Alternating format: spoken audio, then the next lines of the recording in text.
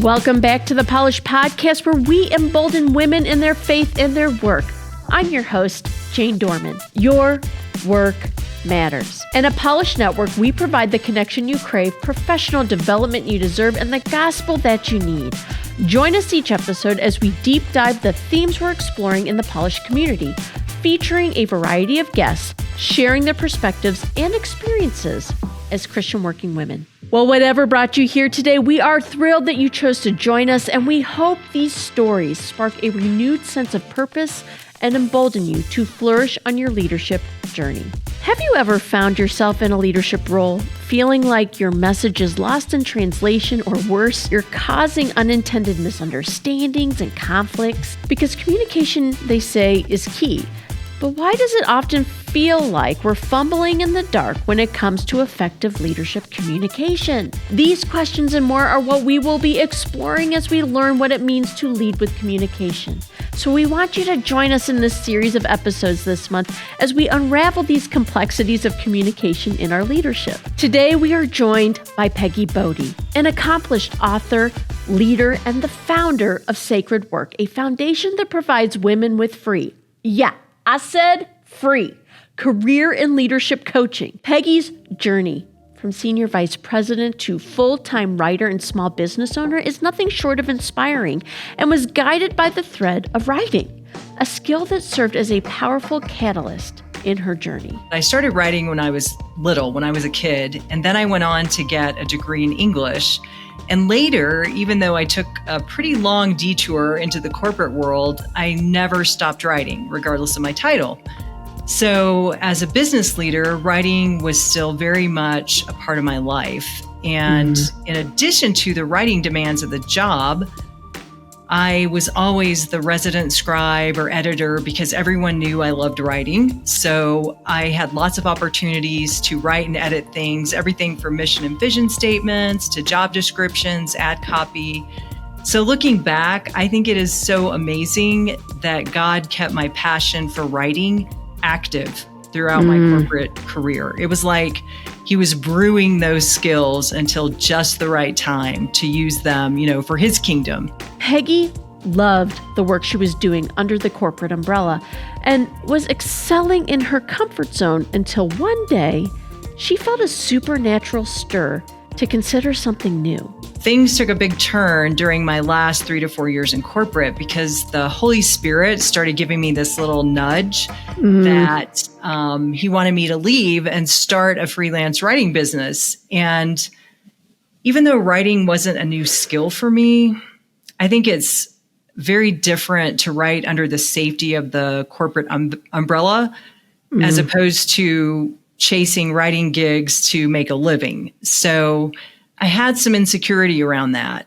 But God knows that. So he sent me lots of affirmation. There were people speaking into my life from all directions, and they all echoed the same thing that he had said to me. And they would say things like, you should think about writing full time, or your business experience can transfer over and help you start your own business. Just do it. But the problem was that I had this trust issue with God, and I can also be very stubborn.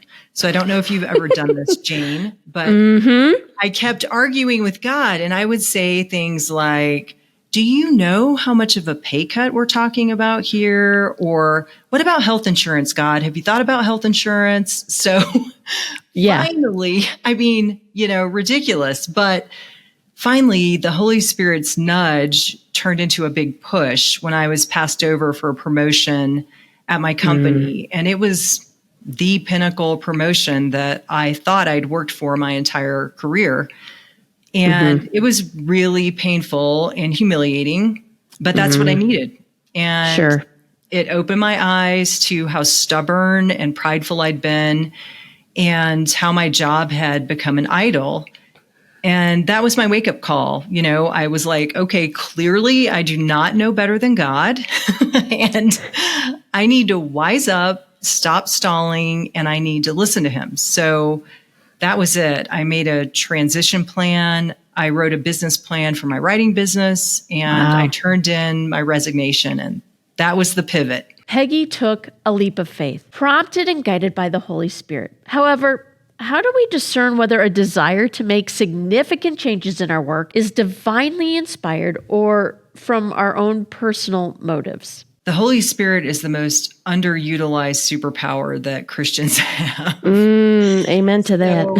So, if we look at Scripture and all of the ways the Holy Spirit comes alongside us, advocates for us, gives us discernment, gives us wisdom, there's a lot there that if we call on that specifically, then God's going to answer us specifically, and he's never going to contradict himself.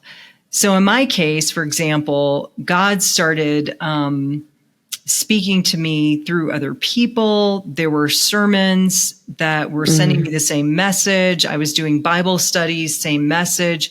So if you look at Genesis and creation, for example, God is a God of order. He's a God of structure. He's a God of provision. When I'm writing in my journal and I look at all of these things forming a huge arrow pointing in the same direction, all aligning with Scripture, all aligning with what God has said he believes is best for me, then I know that's not my voice. Those aren't my thoughts. The interesting thing is, a lot of times it's the opposite of what we want.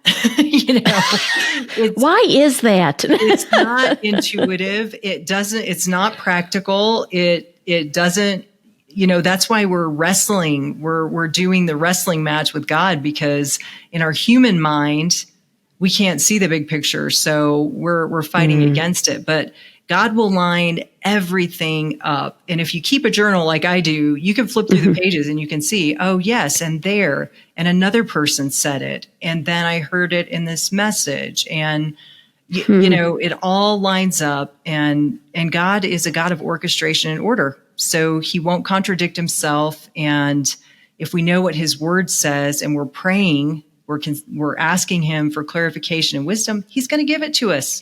Our limited imaginations have a tendency to hold us back and protect us from disappointments of what we think we might face in our everyday lives. But then there's God.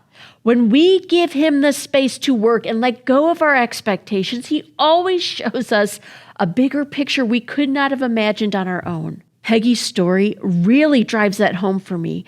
And what I think is amazing is how Peggy discovered this transformative power in her writing. One of the things I think is so powerful about writing is it's a permanent record. We can look back. If we document things, we can look back at what was going on and what God was doing. But I think the most transformative thing relative to writing that happened to me is my last year at corporate. I started freelance writing on the side as a side gig, which was super hard to do, because that year I was doing a Hallmark project, kind of my big project, my last final push for the company, designing a new distribution center, a new building for the company. And it was huge, very time consuming. So I was trying to balance that and cram in gig writing on the side. Sure. But even though it was hard for me, it was so empowering, because I realized that God had been preparing me for this transition all along. And because of him, I could do it. I could make a living as a writer. So when that realization hit me, I was in complete awe of God, that he had created a way for me to be in a less stressful job, working from home, doing what I love. And he had done all the planning and all the heavy lifting.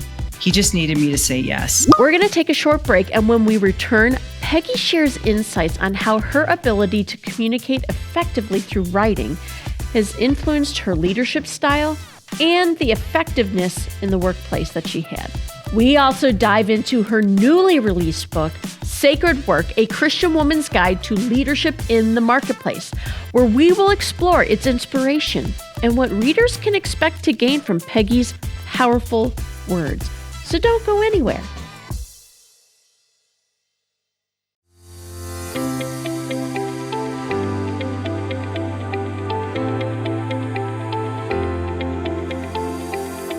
Discover the power of communication at our Polish Network chapter gathering events this month.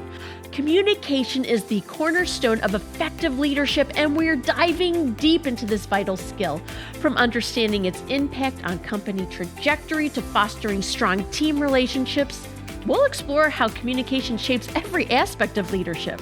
So join us at a Polish chapter near you and unlock the secrets to great communication. Visit polishnetwork.org/chapters to learn more and RSVP today.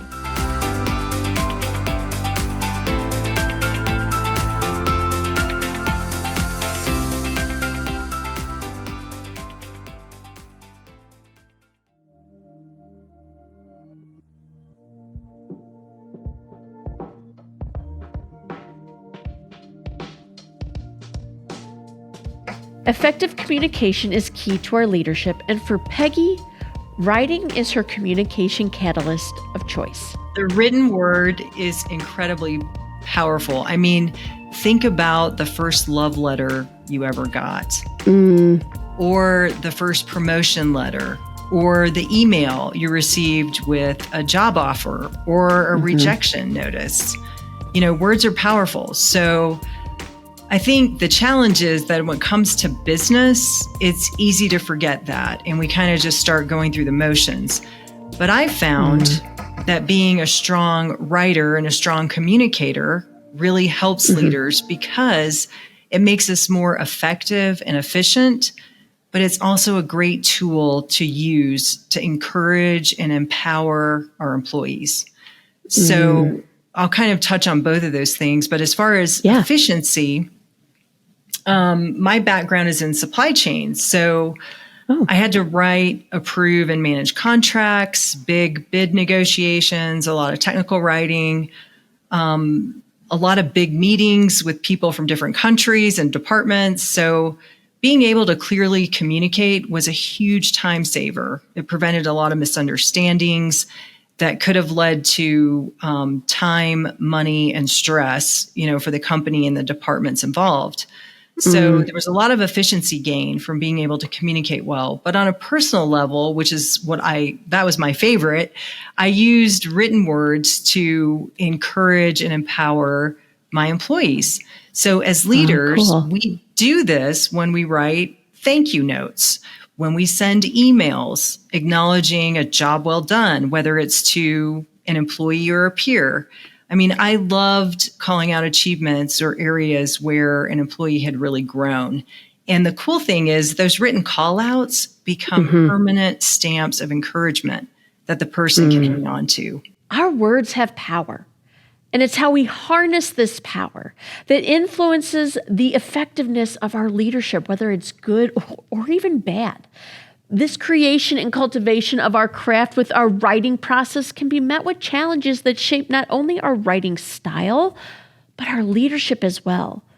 And Peggy, well, she's no stranger to this. One of the philosophies I had as a leader in corporate is you have to be willing to try, to fail, to make mistakes, and you have to know that your first attempt is not going to be your last. So something I took seriously as a leader is creating an environment where it was okay to try new things. You know, if it doesn't work out, it's safe to fail.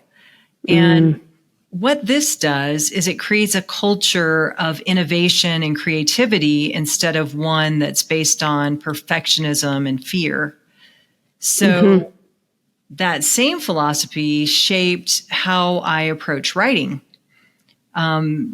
And just to give you an example, the biggest writing challenge I face, and I don't think I'm alone because I've talked to a lot of writers about this, and it was finding my niche. You know, where do I belong? Yeah. So out of the gate, a freelance writer has to just step out and start writing. So this means you try a lot of different things that are not a good fit until the day the light bulb comes on and you discover, oh, this is what I'm good at. This is what I enjoy doing. So when I first started, I did everything from ghostwriting memoirs to editing fly fishing magazines. You know, there was a wide range of work that I took on. And gradually I settled into educational publishing, which means I write textbooks. And that's a great fit for my skill set. And I really enjoy it. But to get there, I had to put myself out there, make a lot of mistakes, do my best, and keep trusting God's plan. And that was it's so funny because a similar situation came up when I was trying to figure out how God wanted me to use my words for his kingdom. So I've started my writing business. I'm writing textbooks. The job part's going great. But I'm praying and I'm saying, God, I'm here in the world of writing, but what's next? How does this fit into your kingdom? So I had no idea what I was doing as far as kingdom writing, but I invested in training and I joined different writing communities and I just kept writing and kept trying. So I had a lot of rejections. There were a lot of wrong turns, but there were also some yeses that popped up along the way. And finally, I ended up with a book proposal, which is basically a business plan for your book. And that book proposal turned into the book that's getting published by Moody this April. So it's amazing how God brings everything full circle. And what I tell women I mentor is that sometimes you just have to start, whether it's a career change or writing a book. Pray, seek God's wisdom, but in that hard in-between place of waiting, you just have to be willing to put in the work and you have to be willing to fail. Sometimes taking the first step is the hardest step, isn't it? Yes, it is. It is. And what I love about that is, I believe in seasons of waiting. What I don't like is in that season of waiting of like this idea of stagnation, of just sitting there and just waiting for something to happen. I don't believe that's true. I feel like you were just saying, I don't know, are there any other things where we resist that waiting season that you have found with women that you mentor, like any hangups in those seasons of waiting that you see? I think the biggest hangup, and I've done it myself, is when we're waiting, we take that as no response. We're waiting for God to show us the next step. And we're waiting and we're waiting. So then we start telling ourselves, well, he's not hearing me, or he's not seeing this problem, or it's not as big of a deal to him as it is to me. Sure. And we forget that he's doing things in the spiritual realm. He's doing things in areas and spaces that we don't have access to, that we can't even imagine. And I use my own story to help women see that he's still working behind the scenes. So in that waiting period, I think it can be a hang up if we stop working. We need to be working in the waiting. And if we stop, then we're not maximizing the use of that time. But there's also a hang up if we start believing a lie, which is that God is not working in the waiting too. That is such a easy lie for us to come across, right? Because honestly, we can't see it. If we can't physically see it, then is it even happening? Gosh, I agree with you. We need to just learn to kind of lean in to that discomfort, right? In the waiting season, and just keep trying, because he's going to show you the way, but we got to keep trying and put in that work and lean on him, and that is work in itself, is trusting him wholeheartedly. Trust. Exactly. It is a biggie, and it's so hard. It is hard. It's hard. It's easy to say it. And then you're in that moment of when it's like, oh, this is what you meant.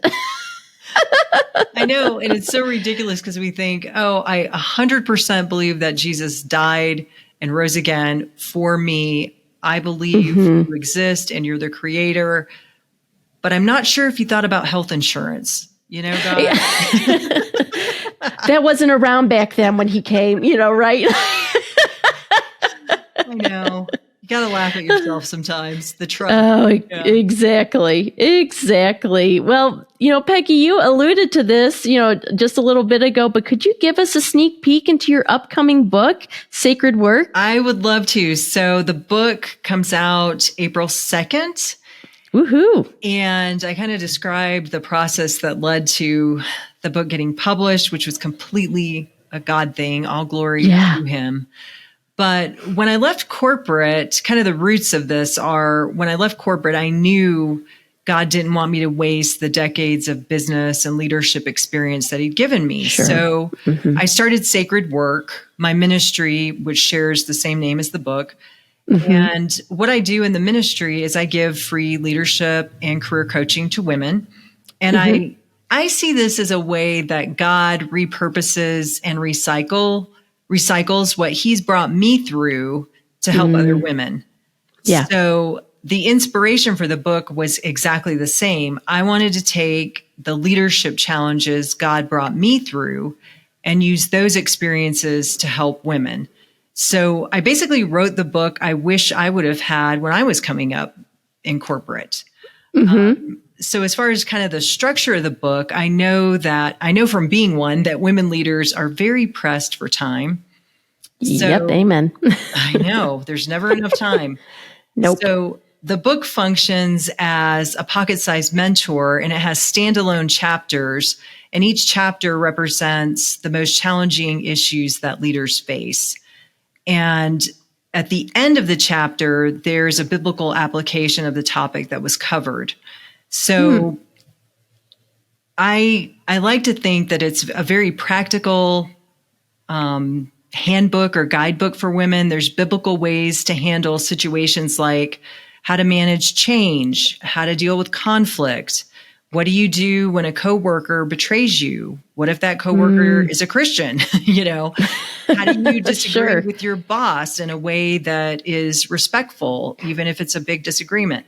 So I offer strategies and tips for those types of situations. But I also hope the book affirms to women that their work is important to God and that they are valued by him as leaders in the marketplace. So that's the big hitter message that I try to get across all the way through. I can't wait to read it. Sacred Work comes out April 2nd.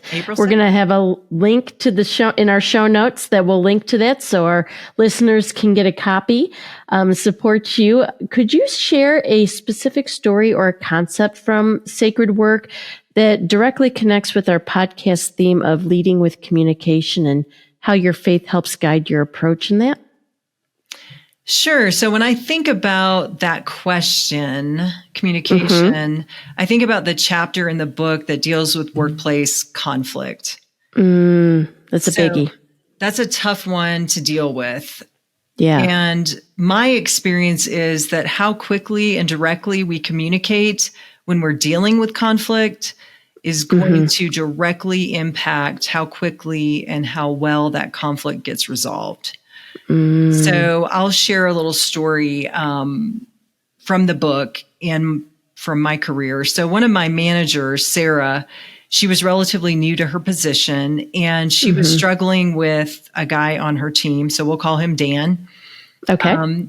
So Dan spent a lot of time talking about his personal life with customers. And then when he would hang up, he would complain about the customers. So the customer service department was in an open seating plan. So his lack of professionalism affected the whole team. So the team was at odds with him. He was at odds with them. And different individuals came to Sarah, the manager, and complained to her about it at different times, including Dan. So conflict was stirring in this team, and this team is customer facing. So that's not a good situation. No.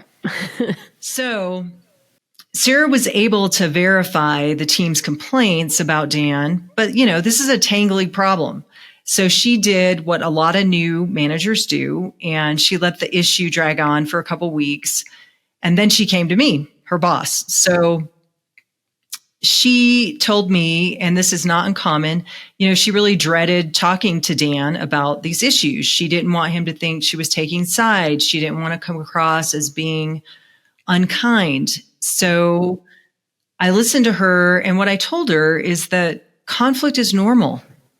But when we are leaders, when we're managers of people, we have to deal with it, and we have to deal with it well and deal with it promptly. And that starts with communication.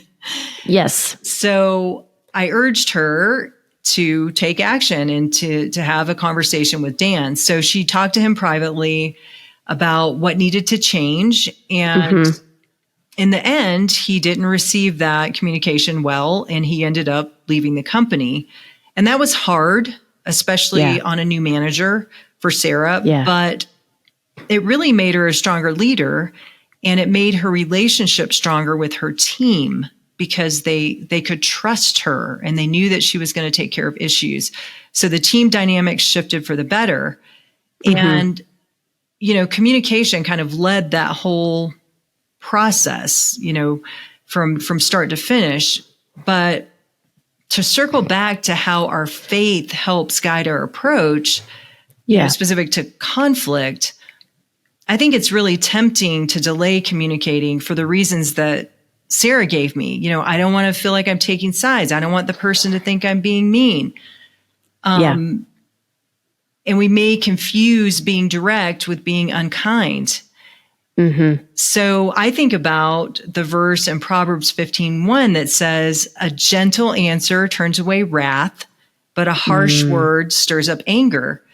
So what's super interesting to me is that in this verse, the Hebrew word wrath means burning anger or rage. So when a disagreement comes into our purview as leaders, we become the gentle answer that keeps the anger from spreading and the wrath from growing. But that only happens if we respond quickly and in a way that turns the heat down. So when we don't communicate quickly, our lack of acting, our inaction does the opposite, and then the conflict spreads. So if we don't address the problem, we become part of the problem. And communication is the first step in addressing it. Yeah, I love that. I love Proverbs. Proverbs is it's so practical. Well, it's so practical. People, I spent a whole year going through Proverbs and aligning it with business practices and stuff. And it just the wisdom, like it can apply to all facets of life. And it's not just, but the Bible's not just this ancient text that's not relevant. It is super relevant today to the work that we do and how we go about our lives. I love that. I love Proverbs. So, yeah, I think it's important to remember that the Bible is very relevant. I mean, I think we often remember that God is holy, but we forget that he's practical. And the Bible is a very practical book. It's a holy book, but it's very practical. And there's a lot there that can inform our leadership. So it's important to remember that. We're hitting pause for just a moment to let you in on exciting possibilities to be part of the Polish Network experience. So stick with us for more.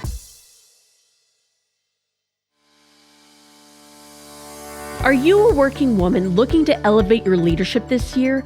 Polish Collaboratories could be your next right step in moving forward in your leadership development. Polish Collaboratories are small groups modeled after executive peer groups, yet available to working women at all levels of leadership. Collaboratory members dive into leadership training with a faith-forward perspective for 12 months. This is your opportunity to tap into diverse perspectives, conquer challenges, and achieve your goals in a united sisterhood. New groups are launching in 2024. We want you to be a part of it. So go to polishnetwork.org/collaboratories to learn more.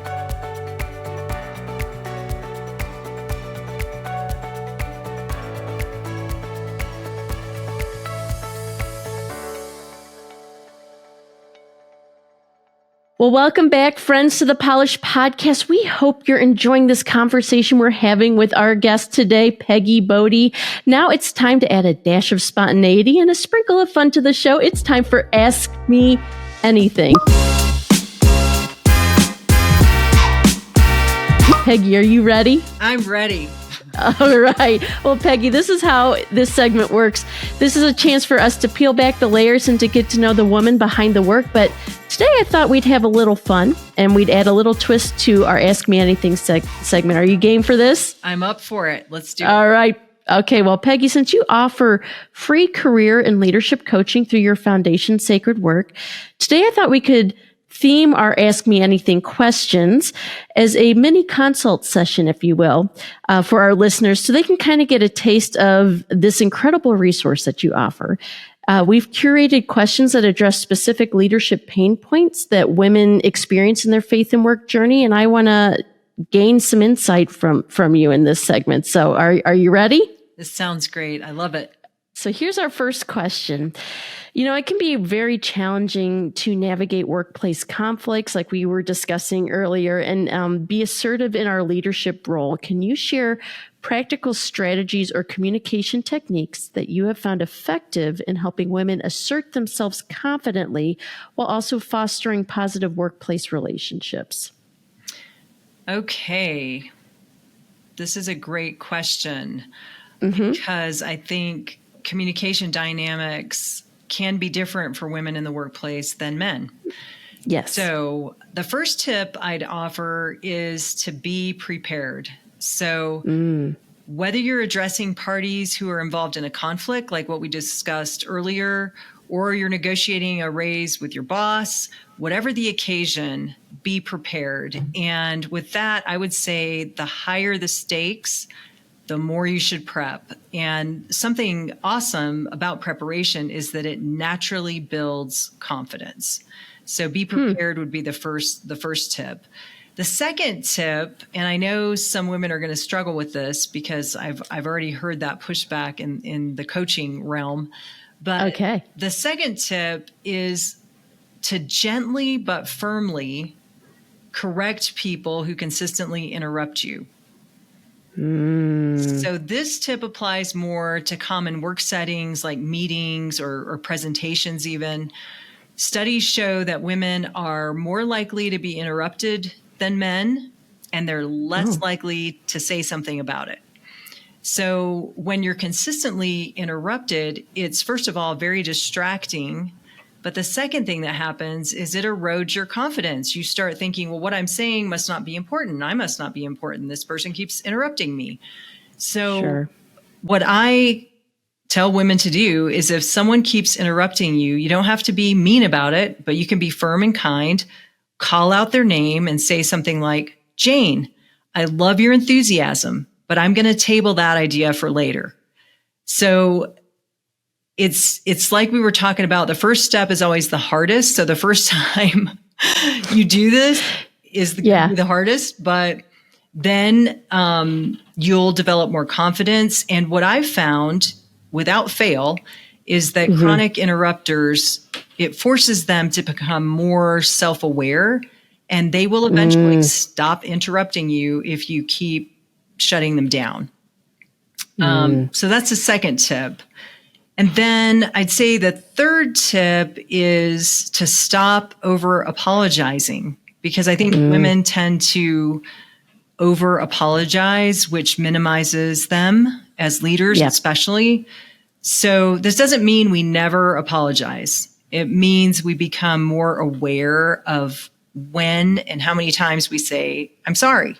So for example, instead of saying, I'm sorry, could you repeat what you just said? Just ask the person to repeat themselves. Or instead of saying, oh, I'm sorry, I can't meet that day, just say, I can't meet that day. What other day works for you? We don't need to apologize for things that we can't control. And again, this is a generalization, but women tend to do that more than men. And I think the last tip I would offer is to just speak up more. So for a lot of different reasons, men are more likely than women to speak up at work, whether it's to share their opinion, offer an idea, solution to a problem, whatever it is, men usually speak up more. So I think as women, what we have to remember is that we're at the company because we bring value to the company. Someone hired us because of what we're bringing to the table. And when we don't speak up, the company misses out on what we have to offer. So those are the tips I would share. No, I love that. That is a strong way for us to build that confidence, Peggy. Thank you for sharing your insights. Another question I have for you is that many women find it challenging to manage their time. We talked about that a little bit earlier. And we also maybe have a hard time to manage our time effectively and prioritize our tasks. How do you guide women in honing their time management skills and making strategic decisions about where to focus their energy for maximum impact in their roles? Women are constantly, as you know, Jane, juggling priorities in life and at work. Yeah. And I think the most important action we can take to help us better manage our time is to set firm, clear boundaries. Oh, yes. So in a practical sense, as it relates to work, that could mean being unavailable for work calls and meetings for a certain number of hours a week. So you can take that time and work on strategy or planning or performance reviews for your employees. If you work from home, it could also mean only doing work when you're in your home office. That's what I do. Okay. Because I think this helps you stay focused, and it also keeps work from spilling over into your home life and vice versa. So set boundaries. I think that helps us protect our time and our priorities. Then I also tell women, manage your time by managing your energy. So do the most difficult and challenging work when you're the most energetic. So some people are night owls. I'm a morning person. Okay. So early in the day, I'm doing all the hard things. So tackle the hardest work when you're at your best. And then I also encourage women not to accept or set back-to-back meetings and not to book their calendars full of tasks without a break. Use your calendar to create margin. And that's something else that women don't have a lot of. So use that technology, for your benefit. A break can be a literal break, an actual breather where you get up, stretch your legs. But it doesn't have to be. You can also take those little chunks of time between meetings and knock out smaller items. So use your calendar to create margin for yourself. And then as far as how to focus their energy so that their role is maximized for the company, I think leaders have to prioritize the people they steward. So if you're a leader, engaging, supporting, developing your team has to be your first priority. And I know from experience that very few leaders have the luxury of just being a leader. We also have for sure. other responsibilities, but the people you're entrusted to serve, they have to be first. If someone isn't responsible for other people, I coach them to ask some questions of themselves and, if it's appropriate, of their boss. So these questions are, where do I bring the most value to the company? What's the main reason I was hired? What are my professional goals? What's the most important thing to my boss? So it takes a little time to ask and answer these questions and to think about them. But taking the time to go through this simple exercise and then even comparing your answers with your bosses can help you gain clarity about what your priorities should be. Well, I'm taking that one home with me for sure. I think those are some really good questions to create some self-awareness about us. And I'm learning that the more self-aware I become, the better I can lead and interact with people well and set those margins and set those boundaries. Cause if we don't have the margin, if we don't have the boundary, our work gets exhausting. We get burnt out. And that's just not a great way or healthy way to live. And I don't think God created us to be like that. Our tendency, myself included, is to just keep taking on more and to just keep thinking, well, I just need to work harder. Well, I just need to work longer. And like you said, that just results in burnout, which isn't good for us. It's not what God intended. And it's ultimately not good for the company. So absolutely. Because again, it's if you do it all, you're not going to do it all well. So what are the priorities, right? And how can we align our lives, our schedules with the margin and the boundaries to do the work well, to meet the goals that our boss has for us or the company has or that you have if you're an entrepreneur. So I think those are some really solid strategies and tips that we can take with us to help us prioritize our time. Peggy, I have one final question for you in this segment. Many working women struggle with building a supportive professional network. I know community is a big deal to us here at Polish Network. Could you share some strategies or some tips for women to establish those meaningful connections, those mentorships or collaborations that can enhance their leadership journey? This is such a dilemma. Like we were just kind of alluding to, women are time starved. They're time starved. But we're also hungry for community and for mentorship. I think historically, professional Christian women especially have felt very isolated. But the great news is, and this podcast, Jane, is evidence that the faith and work movement is on the rise. So it's no longer odd for a Christian woman to be passionate about her work and her leadership. Yeah. So with that said, there are a few strategies I can think of that can help women make meaningful connections. And I think the first one would have to be for us to reframe how we look at networking, because I think networking continues to get a bad rap, even though it's come a long way. There's no more cocktail mixers before a conference, I hope. As an introvert, I hope not. That's awesome. I love it. But networking is really all about making connections. It's about relationships. And I think we're all better equipped to be our best and do our best when we're connected to other people. And that means we intentionally look for opportunities to make connections, and we take those opportunities. So an example, Catherine Gates, who for your listeners is the VP of Business Partnerships for Polished. Yes. I heard her on a podcast, and her interview really resonated with me. Did not know her, had never talked to her or met her. So I reached out on LinkedIn. And we set up a Zoom call, and over time we became really close friends. And I've met a lot of other amazing Christian women leaders through social media or by sending them an email using their website. And it can be scary to reach out, but you never know what collaboration opportunities or friendships could result from that. So I think you have to be willing to give networking a try. I think that's one way to build connections. I also mentioned the faith and work movement, of which Polished is a big part. And now I'm excited to say that there are a lot of organizations like Polished that provide resources for professional women.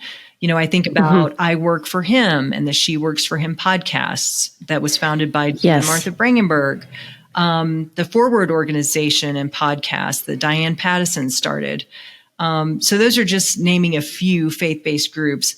But these groups offer resources and programs for working women, but they all foster collaboration and community. So I would suggest that women do a little research, find a conference, an event, or a small group in their area and give it a try and see where it goes. No, I love that. And it just really takes the pressure off of that word networking. And you make it sound so approachable the way you just were talking about it. Like it can look as simple as reaching out to someone on a LinkedIn page or LinkedIn account or showing up at an event alone. And I know that can be scary for some people. Yes. But even just to go to a local event, a luncheon or something that might be, or just sit and think, what is one thing you can do that, maybe can push you out of your comfort zone, but maybe not super scary. Maybe showing up to an event alone is scary to somebody, but there are approachable ways to reach out and connect with people and build those relationships. I will say over the last couple of years, I'm meeting people in different states, I would have no connection with had we not had the tool of social media or connections through other people. And yes, it can be scary to reach out, but that's how community is formed. Like, you have to show up. You have to sometimes take the first step, and people more than likely are positively responsive to that, and if they're not, then, you just move on to the next one, Yeah. So yeah, I love how approachable that is. So yeah, network, lean into that, build that community, form those connections, and just show up. Peggy, thank you so much for sharing with us during the Ask Me Anything segment. And here's the thing, friends, we want you to be a part of the conversation too. We want your burning questions and your curious musings and your wild wonderings about our guests. So if there's something you've always wanted to ask, now is your chance. If you want to go and learn more, you can go to our website at polishnetwork.org. Be a Polish Podcast MVP and send in those questions today, and you'll get a mention and insight with your favorite guests. So we can't wait to dive into the queries and unveil the surprises that await. Send in those questions today.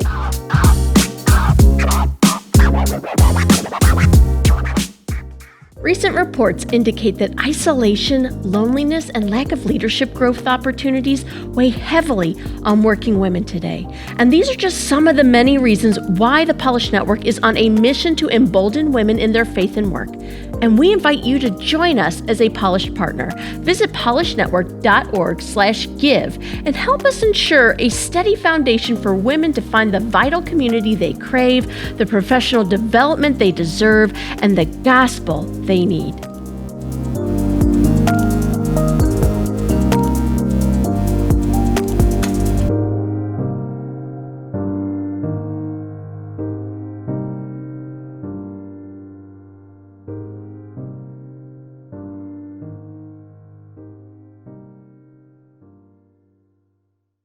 For those aspiring leaders who are maybe looking to enhance their skills in communication, whether that's through their writing or through how they communicate verbally with others, what can we do? What's the next right step for our listeners to maybe enhance those communication skills, whether it's writing or verbal or however we lead in communication?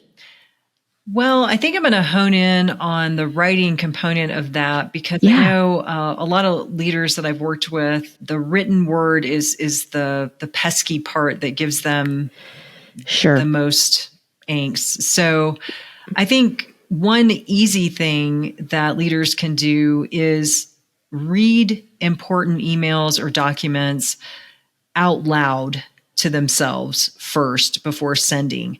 Now, this may sound strange, but I can tell you that any writer or editor will vouch. This exercise will help you catch a lot of mistakes that you will never pick up on when you're just reading it silently. So read something out loud before you send it. That will help you. Another tip is if you work with someone who is a standout writer, ask them to proofread or critique something you've written.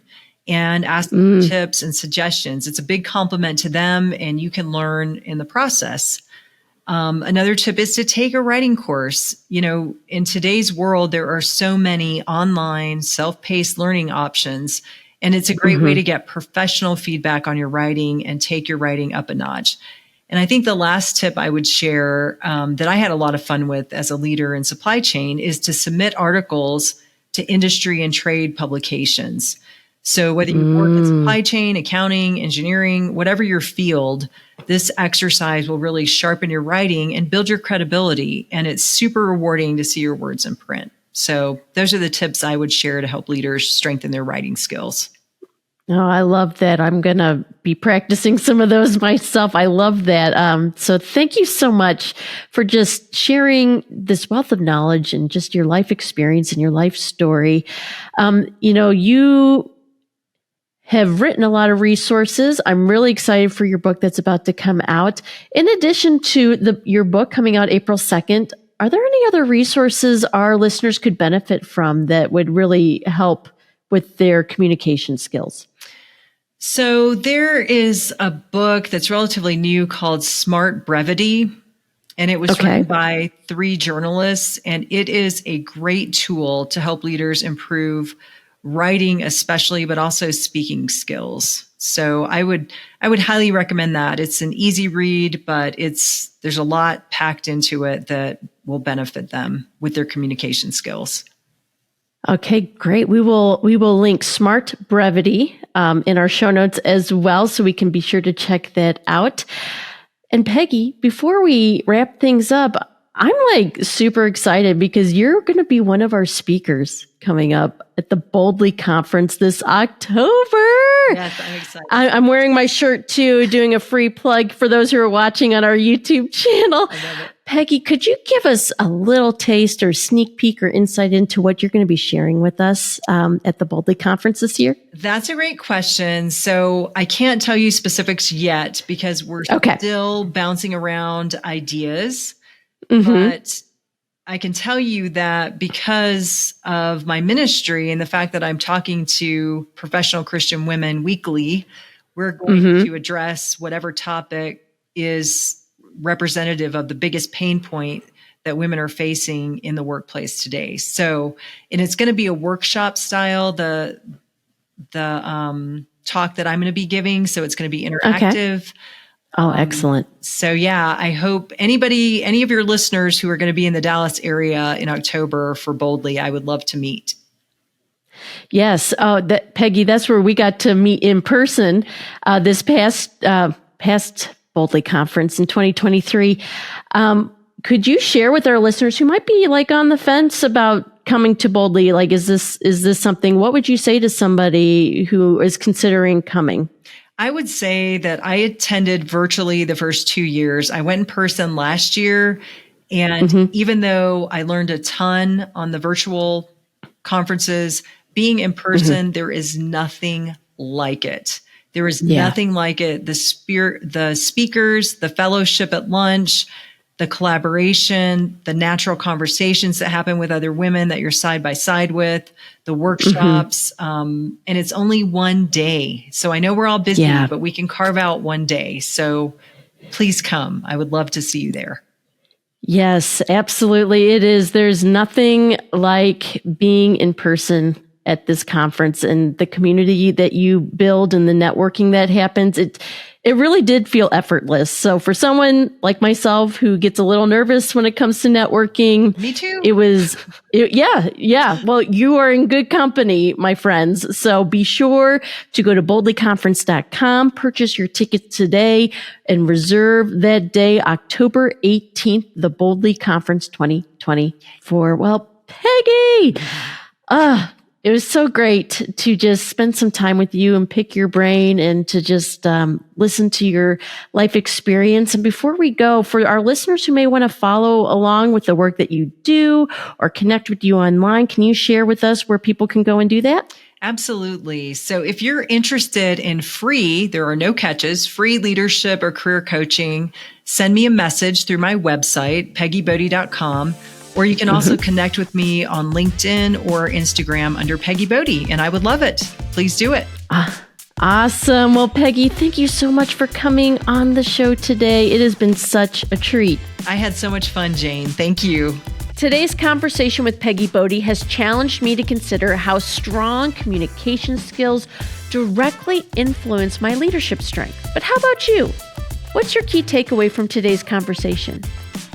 Here are 5 more of mine. While being a strong writer and communicator makes us more effective and efficient, it can also be a great tool to encourage and empower. Self-discovery involves putting myself out there, making mistakes, doing my best, and trusting God's plan.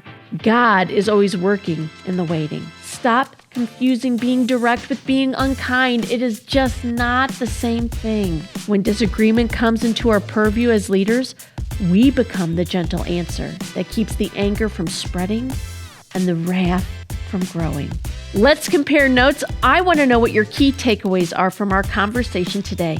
You can share those on our Instagram post for this episode or even in the comments below if you're listening on YouTube, and let me know what's resonating with you. As today's episode comes to a close, I want to extend our deepest appreciation to those who make the Polish podcast possible. Polish Podcast is supported in part by a grant from Coca-Cola Consolidated. Special thanks to Peggy Bodde for encouraging us to pursue opportunities that can make us into stronger communicators.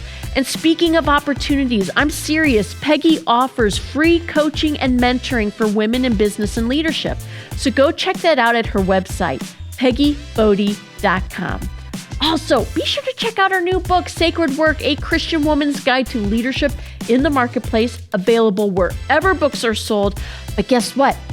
Check out our show notes for a direct link. We'll hook you up. To our listeners, thank you for your unwavering support, your engagement, your feedback. That drives us to create content that resonates with you. A heartfelt thank you to the Polish Network for cultivating a community where working women can thrive and connect. Thank you to White Oak Christian Church for your partnership and generosity in the production process of these episodes. And I want to take a moment and realize you might be in a season where your life or your career goal seems stagnant. And I just want you to remember that He's doing things in the spiritual realm. He's doing things in areas and spaces that we don't have access to, that we can't even imagine. Be sure to stay connected with us on social media and our YouTube channel. Don't forget to like and subscribe. And if you could, please rate and review the Polish Podcast as well. Well, my friends, until next time, this is Jane Dorman signing off. Keep moving forward and remain emboldened.